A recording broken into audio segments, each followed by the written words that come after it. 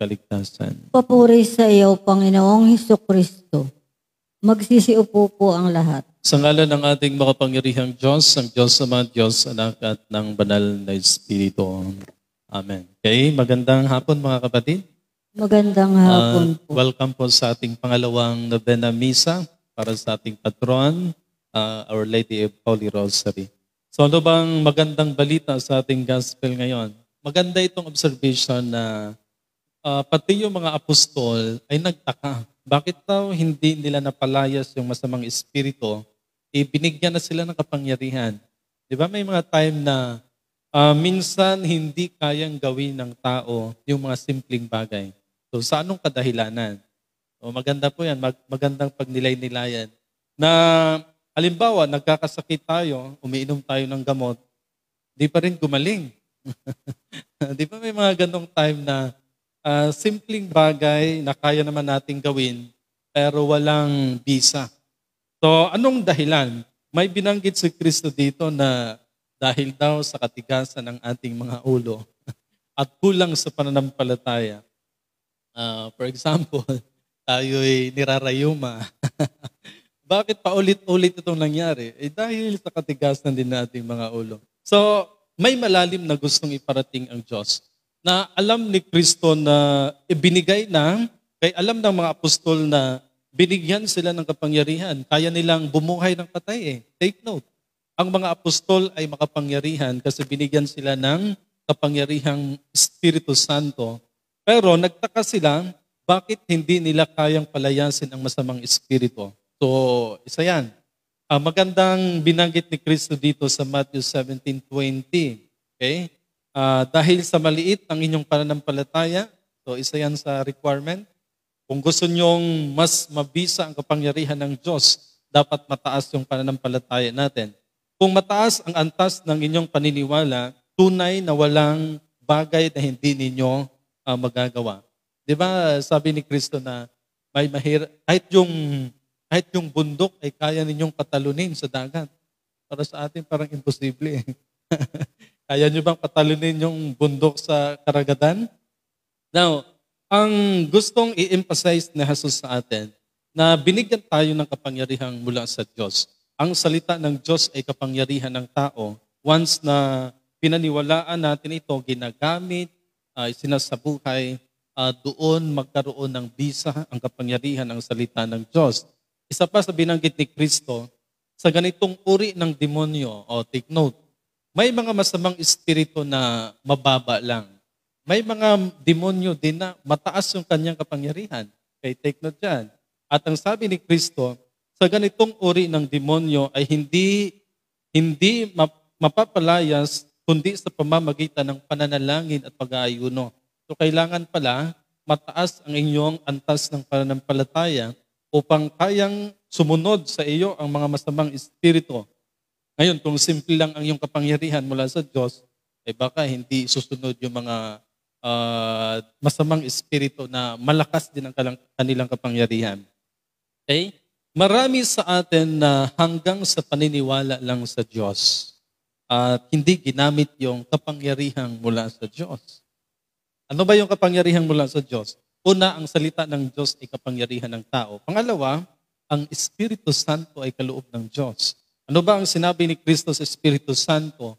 Protector, kapangyarihan, karunungan, purifier. Di ba? Sabi ni Kristo na ito'y sanctifier, na siya'y maglilinis sa kasalanan ng tao.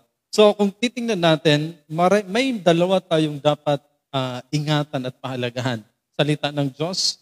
Di ba sabi ni Kristo kung sa panahon na ginawa ninyong sandata ang salita ng Diyos, lalayuan kayo ng kasamaan, lalayuan kayo maging ang kapahamakan, hindi makakapasok sa inyo ang masamang espiritu. So yun ay kapangyarihan na ng tao, plus yung Holy Spirit, ang isang protector at provider na ibinigay ng Diyos sa tao. So makapangyarihan pala tayo. Pero bakit hindi nagkaroon ng bisa? Kasi hanggang sa paniniwala lang tayo. Hindi natin tinatry Hindi natin ginamit yung kapangyarihan ng Diyos. Okay? Hindi mo pinapalakas ang kapangyarihan ng Diyos. O, paano ba palakasin yung kapangyarihan ng Diyos? Sabi ni Kristo, sa pananalangin at pag-aayuno. Okay? Kaya niyong utusan ang mga masamang espiritu. Maganda po yan. Sa pamamagitan ng panalangin at pag-aayuno, makamit natin yung antas ng pananampalataya. Okay? Kung meron kang regular prayer, devotion sa Diyos, yun, tataas ang antas ng pananampalataya. So maging ang sakit mo ay kaya mong utusan. Yung sakit mo, kaya niyong utusan. Si Jesus nga, inuutusan lang niya eh. Yung mga apostol, inuutusan na niya, oy, Rayuma, umalis ka. I-try nyo. Pero bago nyo gawin yan, dapat meron kang pananampalataya. So kailangan meron kang regular prayer para lumakas yung spiritual ng tao. Kasi kapag malakas na yung spiritual ng tao, doon mo kaya mong utusan lahat. So yan, maganda itong sinabi ng aklat ng Ecclesiastico chapter 2:10. Okay, sabi nga dito, may nagtitiwala ba sa Panginoon at nabigo? Meron ba? May nagtitiwala ba sa Diyos at nabigo? May nananatili bang naglilingkod sa Diyos na hindi na kanyang pinababayaan? Okay, meron ba? May tumawag ba sa kanya na hindi niya dinirinig? Di ba wala? So kasi ang lahat ng mga nasa Diyos, kumikilala sa Diyos, talagang merong protection, pinapakinggan. Take note sa Ecclesiastico 2:12, kawawa ang mahihina ang loob sa mundong ito. Yun ang pinaka disadvantage naman. Sa panahon na mahihina ang loob natin, yun, walang bisa. Puro pag-alala na lang ang iniisip natin, hindi effective yung kapangyarihan ng Diyos. Once na mauna yung doubt, mga pag-alala o pag-alinlangan sa mga pinagdaanan mo, so mahirap, di ba? Ang sabi ng pangalawang pagbasa natin, makinig man sila ng makinig pero hindi nila maintindihan. Parang ganon. Naghahanap sila ng naghahanap pero hindi nila masumpungan. Kasi nga, andun yung doubt sa Diyos. Andun yung pag-alinlangan sa kapangyarihan ng Panginoon. So, upang lumakas yung bisa ng kapangyarihan ng Diyos, alisin yung pag-alinlangan. Okay? Ang mga pangyayari ay maaaring mauulit muli sa iyo kung puro na lang pag-alinlangan. Ngunit, kung naunawaan mo ang mga bagay na ito, kaya mong mahadlangan ang mga kapahamakan sa mundong ito. So, ang susi ng lahat para maabot mo ang biyaya ng kapangyarihan ng Diyos ay ang pananalig at paniniwala sa mga aral. Okay? Ano ba yung mga aral ni Kristo? So, yun ang dapat mong pag-aralan. Alamin. Kasi kung hindi nyo kilala ang Diyos, maging si Jesus, di ba may mga time na may nangangaral din sa pangalan ni Jesus, pero hindi nakikinig yung masamang espiritu. Di ba sabi nila, sa ngalan ni Jesus, pinapalayas kita. Then sabi ng masamang espiritu, sino ka ba? Hindi kita kilala. Kaya dapat pala, para pakinggan ka ng sakit, ng iyong karamdaman, ng iyong sitwasyon, ng masamang espiritu, dapat kilala mo ang Diyos na pinaniwalaan mo.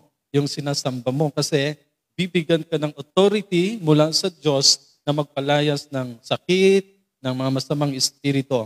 Kasi kung walang kahintulot ng Panginoon yung mga ginagawa mo, wala ring bisa. Kaya dapat may pahintulot mula sa Diyos.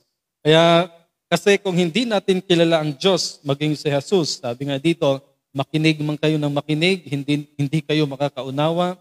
Titingin man kayo ng titingin, hindi kayo makakakita. Kasi kung ang isang tao ay interesado sa spiritual na kapangyarihan laban sa mga masamang elemento, ay pinapahalagahan niya ang spiritualidad. So maging ang Diyos, maging ang mga utos ni Jesus, kalooban ng Diyos, pinapahalagan niya kasi yun ang nagpapalakas sa antas ng ating pananampalataya. Okay? Ang gusto pang iparating ni Jesus kapag mataas na yung antas ng ating pananampalataya, ipapahayag ni Jesus hinuman o yung mga nagnanais sa mga kaloob na espiritual. Maraming kaloob ang Diyos. Merong manggagamot, merong manghuhula, merong nagpropeseya. Yung mga ganyan kapangyarihang kaloob mula sa Diyos. So hindi lang iisa. Okay? So yan ay hindi lihim. Pero naging lihim sa mga taong malayo sa Diyos. Naging lihim ang ilang karunungang espiritual dahil sa hindi natin pagsunod sa kalooban ng Diyos. Maging hayag ang lahat ng bagay, kung maging hayag ang karunungan sa tao sa panahon na tayo'y nagpapahalaga din sa aral o salita ng Panginoon. So simple lang, kung gusto nyong lumakas ang bisa ng inyong kapangyarihan, ay kailangang meron kang mataas na antas na pananampalataya o pagkilala sa Diyos. So naway maintindihan natin mga kapatid, kung gusto nyong i-exercise yung kapangyarihang espiritual, kailangang merong basbas mula sa Panginoon para makapangyarihan. Then exercise natin, devotion, pag-aayuno, para mas lumakas pang kapangyarihan at makikinig sa atin maging ang rayuma natin. Okay, amen? Sa ngalan ng ating Diyos Ama, Anak,